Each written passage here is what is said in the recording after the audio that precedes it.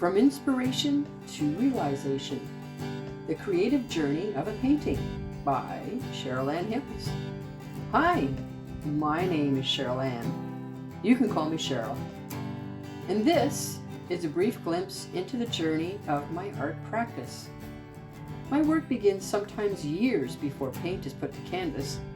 Next to painting, my greatest joy is in the observation and experience of nature. Whenever I can, I spend time outdoors, watching and observing nature, sometimes using a sketchbook or paints to capture a scene that sparks my imagination, and sometimes simply with my own eyes and a camera.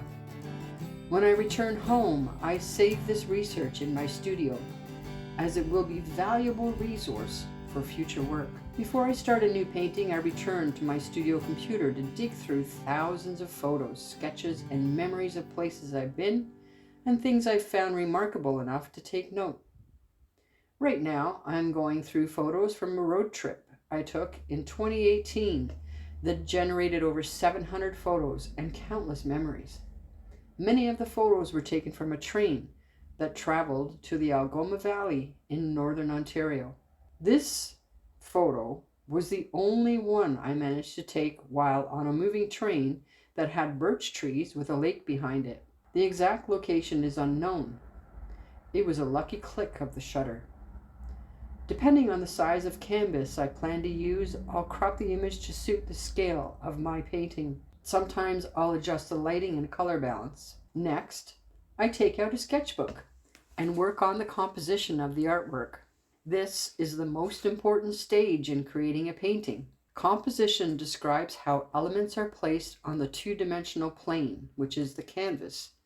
When successful, the composition will draw the viewer in, hold them there, and entice the eye to move around the canvas. When very successful, it will elicit that wow response from a viewer. After working out composition and values in my sketchbook, next step is to transfer the drawing onto the canvas.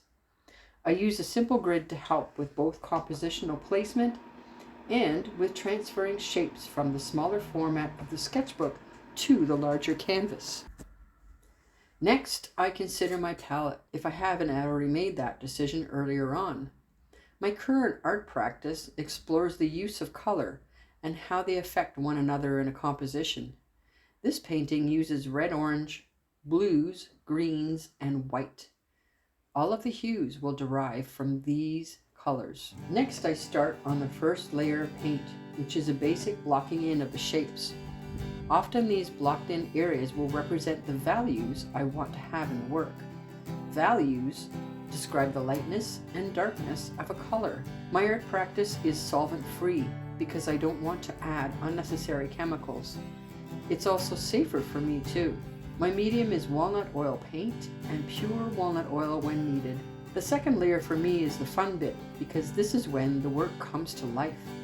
The forms begin to emerge and suddenly take on a three-dimensional feel. Often I'll wait a few days and go back in to deepen the shadows and touch up highlights. Then it's done when I sign my name to the artwork. I'll be presenting my work at many art shows and festivals through the year. Check my events page on the website for the full listings. Thanks so much for watching.